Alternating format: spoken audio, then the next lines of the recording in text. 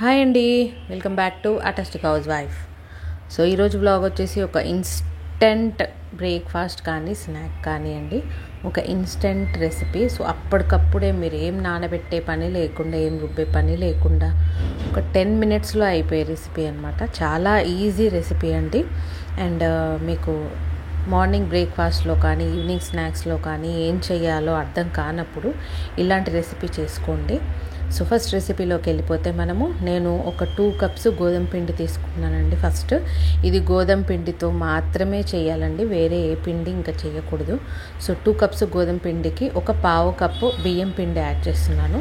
So బియ్యం పిండి వేయడం వల్ల ఏంటంటే మనకి ఇది క్రిస్పీగా వస్తుందన్నమాట దోశ అనేది. సో 2 cups గోధుమ పిండికి ఒక పావు కప్పు బియ్యం పిండి అండ్ ఒక 1 spoon జీలకర్ర, 1 spoon ఉప్పు అండ్ 1 spoon కారం అండి. అండ్ మీరు ఉప్పు కారం మీ టేస్ట్కి తగ్గట్టుగా యాడ్ చేసుకోవచ్చు, ఇంకా ఎక్కువ కావాలి అనిపిస్తే. సో ఇదంతా ఒకసారి బాగా మిక్స్ చేసేయండి.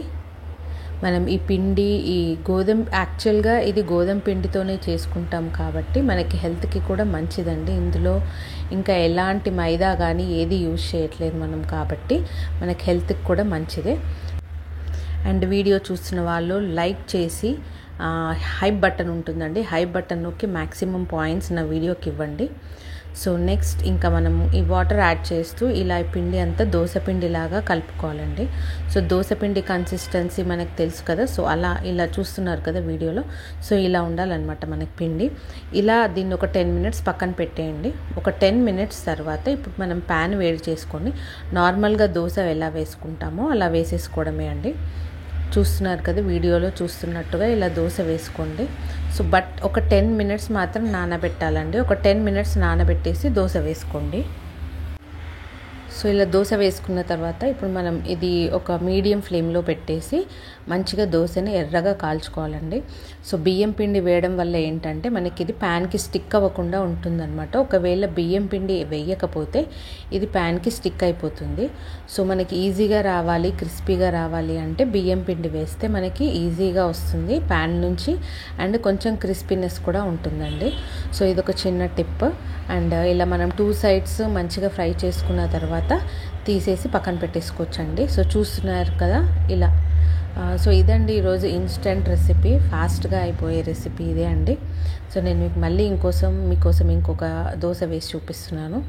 అండ్ ఇది అట్టులాగా అలా వేయాల్సిన అవసరం కూడా లేదండి. మామూలుగా దోశ ఎలా వేసుకుంటారో అలా వేసేసి తీసేసుకోవడమే. అండ్ ఇది ఏ చట్నీతో సర్వ్ చేయకూడదండి, టమాటా పప్పుతోనే సర్వ్ చేసుకొని తినండి, మీకు అప్పుడే మంచి టేస్ట్ వస్తుంది. ఇందులో ఇంకేదో టమాటా చట్నీ కానీ లేదంటే పల్లీ చట్నీ కానీ అలా తింటే బాగుండదు. సో టమాటా పప్పుతోనే తినండి. టమాటా పప్పు యూజువల్గా అందరికీ తెలిసిన రెసిపీయే కాబట్టి టమాటా పప్పు చేసుకొని ఈ దోశ వేసుకొని తినండి. మీకు ఇన్స్టెంట్ రెసిపీ, ఫాస్ట్గా అయిపోతుంది. 10 minutes రెసిపీ అండి అంతే. మీకు పప్పు కూడా ఎక్కువ టైం పట్టదు. మీరు పప్పు పెట్టేసుకొని దోశ వేసుకోవడం కూడా స్టార్ట్ చేయొచ్చు. సో ఇదండి ఈరోజు recipe. No don't forget to like, share and subscribe my channel.